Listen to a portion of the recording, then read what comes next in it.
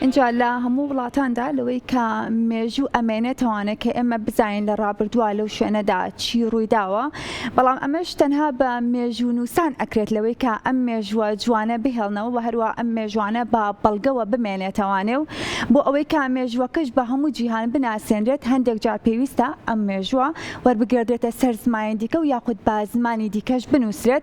هەر بۆیە ئێمە لە بواری مێژوو نووسینیشدا چەندین کەسانی شارەزا و بەتوانامان هەبووە کە توانیانە مێژووی کورد بناسێنن بە هەموو جیهان، بتوانن بە زمانە جیاوازەکان مێژووی کورد لەو هەموو هەوراز و نشێوەی کە بەسەریدا تێپەڕ بووە بتوانێت بیگەێنێت بە هەموو جیهان و بزانن کە کوردیش هەر لە دێر زەمانەوە چەند هەوڵی داوە بۆی کە مێژوویەکی جوانی هەبێت. 48 ساڵ لەمەوبەر نووسەر و مێژوونووس گیوم کوریانی کۆچی دوایی کردووە.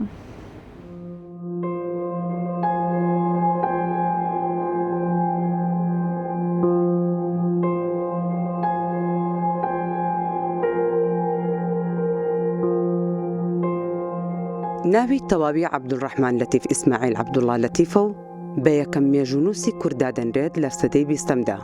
لەم پێناوەدا بۆ ماوەی 15 ساڵ بە هەموو توانایەکەوە هەوڵی داوە بۆ کۆکردنەوەی زانیاری مێژوویی سەبارەت بە مێژووی گەلی کورد کە بە زمانەکانی عەرەبی و هیندی و تورکی و فارسی و فەڕەنسی و ڕووسی هەبوون لەو کاتەدا.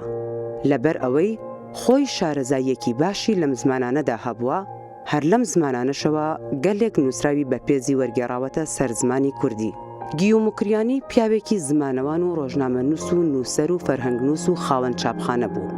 هەموو خەسڵەتەکانی پیاو چاکێکی بە توانای تێدا کۆبووبەوە و لەو کەسانە بووە قەت بیری لە ماندووبوون نەکردوێتەوە بۆ ئەوەی بگات بە ئامانجەکانی هەموو هەوڵێکی خۆی داوە. لای ئەو گرنگ بووە خزمەتێک بە مێژووی میلەتەکەی بکات.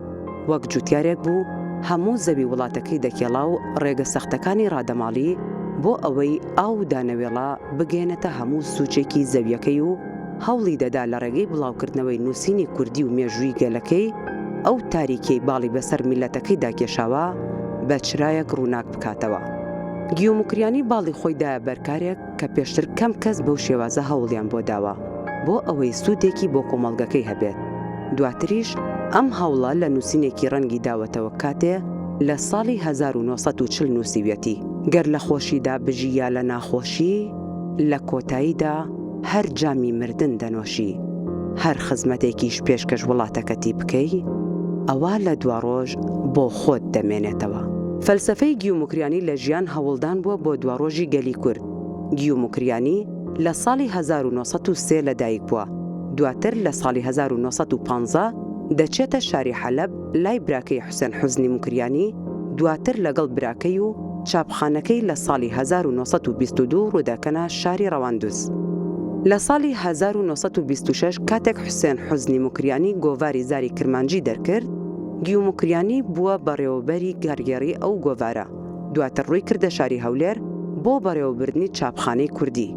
گیوم کوریانی خەریکی کاری وێنەگرتنیش بووە.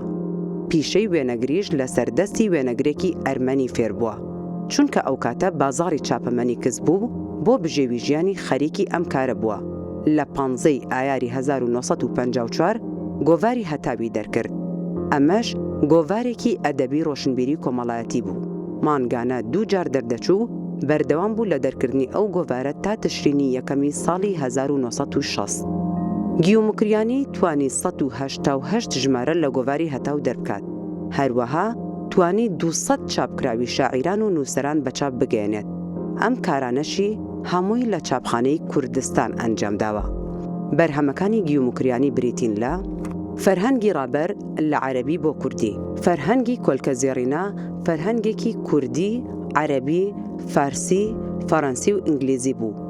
ئەم فەرهەنگەی لە نێوان ساڵانی 1955 تا ساڵی 1966 لە چاپ داوە. فەرهەنگی کوردستان لە 400 لاپەڕە پێک دەهات. کوردی بۆ کوردی بوو، هەموو شێوەزارەکانی زمانی کوردی لە خۆ دەگرت. نۆبەرە عەرەبی بۆ کوردی بوو، 25,000 وشەی لە خۆ دەگرت. لە ساڵی 1986 چاپکرا. پەرتووکی مێژووی وێژە پەرتووکێکی گەورە بوو، هەر چەندە چاپ نەکراوە، بەڵام وەک دەستنووسماوە و زانیارێکی زۆری تێدا دەربارەی نووسەران و شاعیران و زانایانی کورد لەگەڵ کورتەیەک لە ژیانی ئەو کەسایەتیانە.